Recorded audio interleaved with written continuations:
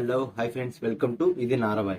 இந்த வீடியோவில் நம்ம என்ன பார்க்க போகிறோம் அப்படின்னு பார்த்தோம்னாக்கா, எல்லாருமே வந்து பார்த்தீங்கன்னா இப்போ எஸ்பிஐ கிரெடிட் கார்டு யூஸ் பண்ணுவீங்க.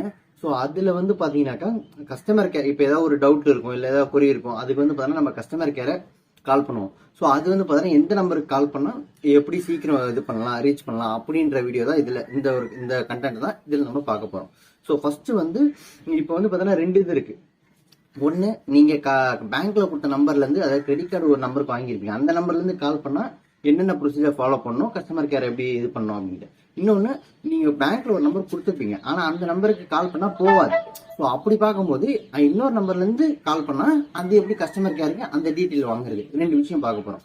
ஸோ ஸ்கிப் பண்ணாமல் பாருங்கள். ஸோ இது வந்து பார்த்தோன்னா உங்களுக்கு ஒரு இன்ஃபர்மேஷனாக தான் இருக்கும். சரிங்களா? ஸோ வாங்க வீடியோக்குள்ளே போகலாம்.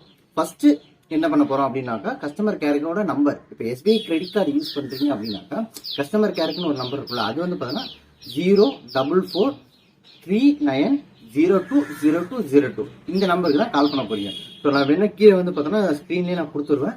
04439020202 இந்த நம்பருக்கு நீங்க மொபைல்ல இருந்து, அதாவது இப்போ பேங்க்ல கொடுத்த நம்பர்ல இருந்து கால் பண்றீங்க அப்படின்னாக்கா ஃபர்ஸ்ட் வந்து பார்த்தோன்னா லாங்குவேஜ் செலக்ட் பண்ண சொல்லி கேட்கும். ஸோ ஃபர்ஸ்ட் லாங்குவேஜ் செலக்ட் பண்ண சொல்றதுக்கு நம்ம என்ன பண்ணோம்னாக்கா, ஃபர்ஸ்ட் நீங்க கஸ்டமர் கேருக்கு இந்த நம்பருக்கு கால் பண்றீங்க அப்படின்னாக்கா எடுத்தோடனே லாங்குவேஜ் செலக்ட் பண்ண சொல்லி கேட்கும். ஃபர்ஸ்ட் என்ன, இங்கிலீஷுக்கு +1, ஹிந்திக்கு +2 ஆர் அதர்ஸுக்கு 3 ப்ரெஸ் பண்ண சொல்லி கேட்கும்.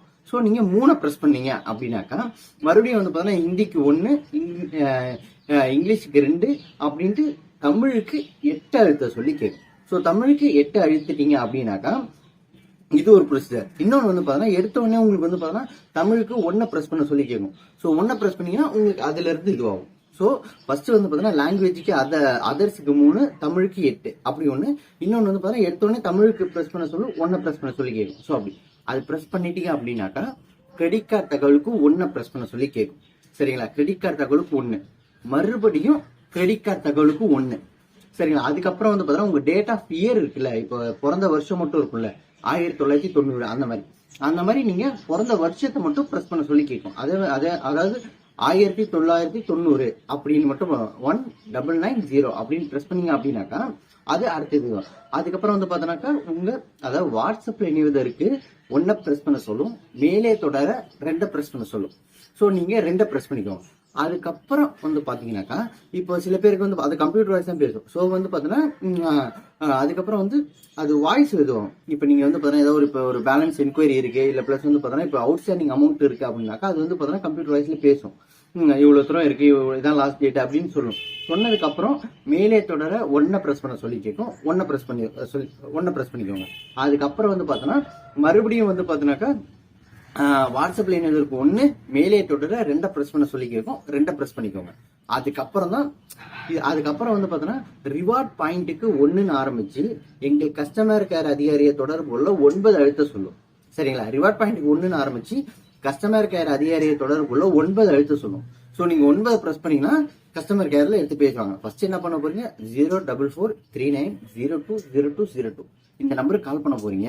கால் பண்ண உடனே லாங்குவேஜுக்கு எடுத்தோடனே தமிழ் தொடர 1 பிரஸ் பண்ண சொல்லி கேட்கும், இல்ல அதர்ஸ்க்கு 3, அதுக்கப்புறம் தமிழுக்கு 8, அப்புறம் கிரெடிட் கார்டு தகவலுக்கு 1, மறுபடியும் கிரெடிட் கார்டு தகவலுக்கு 1, பிறந்த வருஷத்தை பிரஸ் பண்ண போறீங்க, அதாவது 1990 பிரஸ் பண்ண போறீங்க. அதுக்கப்புறம் வாட்ஸ்அப்ல இணையதுக்கு 1 பிரஸ் பண்ண சொல்லி கேட்கும், மேலே தொடர 2 பிரஸ் பண்ண சொல்லி கேட்கும். 2 பிரஸ் பண்ணிக்கோங்க. அதுக்கப்புறம் வந்து பார்த்தீங்கன்னா உங்களுக்கு அவுட்ஸ்டாண்டிங் அமௌண்ட், இல்ல பில் டேட் எவ்வளவு நீங்க பே பண்ணணும், எப்போ பே பண்ணணும் அப்படின்ற டீடைல் அது சொல்லும். அது மேலே தொடர 1 பிரஸ் பண்ண சொல்லி கேட்கும். 1 பிரஸ் பண்ண சொல்லி போறீங்க. அதுக்கப்புறம் மறுபடியும் வந்து பாத்தீங்கன்னாக்கா வாட்ஸ்அப்ல இணையதற்கு 1, மேலே தொடர 2 பிரஸ் பண்ண சொல்லி கேட்கும். 2 பிரஸ் பண்ணிக்கோங்க.